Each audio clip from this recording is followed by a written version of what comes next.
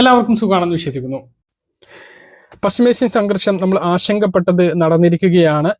നമ്മുടെ രാജ്യത്ത് വിലക്കയറ്റം രൂക്ഷമാകും എന്നുള്ളത് മുമ്പ് തന്നെ പ്രവചിച്ച കാര്യമാണ്. സാമ്പത്തിക വിദഗ്ധർ എപ്പോഴും പറഞ്ഞുകൊണ്ടിരിക്കുന്ന ഒരു കാര്യം കൂടിയാണ്.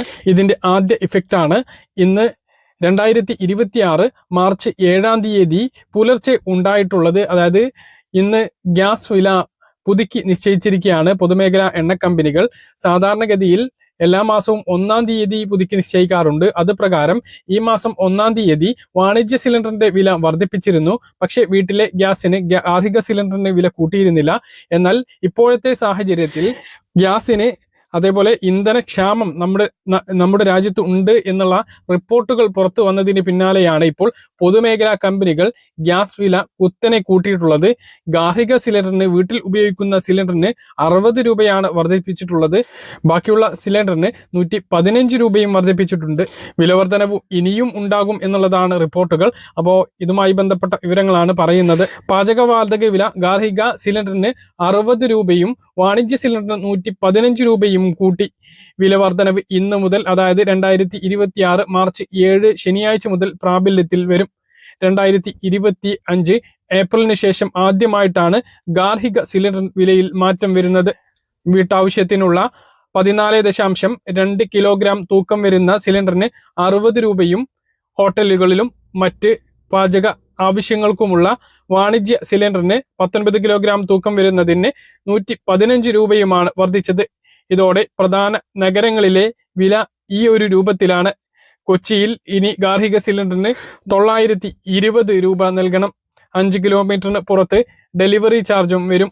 5 കിലോമീറ്ററിനുള്ളിൽ ഡെലിവറി ചാർജ് സൗജന്യമാണ് എന്ന് പറയുമ്പോഴും പലപ്പോഴും 50 രൂപ വരയ്ക്ക് 5 കിലോമീറ്ററിന് ഉള്ളിലാണ് എങ്കിൽ പോലും ഡെലിവറി ചാർജ് ഈടാക്കുന്ന സാഹചര്യം നമ്മുടെ സംസ്ഥാനത്തുണ്ട്. അങ്ങനെ വരുമ്പോൾ 1000-ന് മുകളിൽ സാധാരണക്കാരന് ഗ്യാസ് വാങ്ങുമ്പോൾ ഇപ്പോൾ തന്നെ വരും. ഇനിയും കൂടും എന്നുള്ളത് റിപ്പോർട്ടുകളുണ്ട്. നമ്മുടെ സംസ്ഥാനത്ത് കൊച്ചിയാണ് പ്ലാന്റുകൾ ഉള്ള ജില്ല. അവിടെയാണ് ഈ ഒരു 920 രൂപ വരുന്നത്. മറ്റ് ജില്ലകളിൽ കുറച്ചുകൂടി വില കൂടും. ഡൽഹിയിൽ ഗാർഹിക സിലിണ്ടറിന് 913 രൂപയും വാണിജ്യ സിലിണ്ടറിന് 1883 രൂപയുമായിട്ടുണ്ട്. മുംബൈയിൽ 912 രൂപയും 1835 രൂപയും.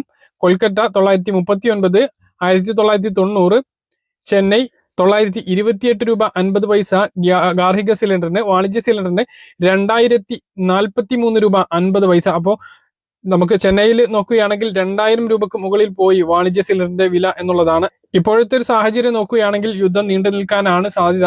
അങ്ങനെ എങ്കിൽ വില ഇനിയും കൂടിയേക്കും എന്നുള്ളതാണ് റിപ്പോർട്ടുകൾ. മാത്രമല്ല ഗ്യാസിന്റെ വിലയിൽ മാത്രമാണ് ഇപ്പോൾ ഒരു മാറ്റം വന്നിട്ടുള്ളത്. പെട്രോൾ ഡീസൽ വിലയിലും മാറ്റം വന്നേക്കാം എന്നുള്ള റിപ്പോർട്ടുകളുണ്ട്. 30 ദിവസത്തേക്ക് റഷ്യൻ എണ്ണ വാങ്ങാൻ അമേരിക്കയുടെ അനുമതി ഇന്നലെ അമേരിക്കൻ പ്രസിഡന്റ് ഡൊണാൾഡ് ട്രംപ് ഇന്ത്യക്ക് നൽകിയിരുന്നു. അത് 30 ദിവസത്തിനാണ്. ഇപ്പോഴത്തെ ഒരു സാഹചര്യത്തിൽ യുദ്ധം അത്രയും ദിവസം കൊണ്ട് തീരും എന്നുള്ളത് നമുക്കിപ്പോൾ പറയാനാകില്ല. എന്തായാലും ഇതേക്കുറിച്ച് നിങ്ങളുടെ അഭിപ്രായങ്ങൾ കമന്റ് ആയിട്ട് രേഖപ്പെടുത്തുക. കാര്യങ്ങൾ കൃത്യമായിട്ട് മനസ്സിലാണെന്ന് കരുതുന്നു. ഇതുപോലുള്ള ഇൻഫർമേഷൻ ലഭിക്കാൻ ചാനൽ സബ്സ്ക്രൈബ് ചെയ്യുക, ബെൽ ഐക്കൺ എനേബിൾ ചെയ്തു വെക്കുക. മറ്റൊരു വീഡിയോ കാണാം. ദൂരേക്കും ബൈ.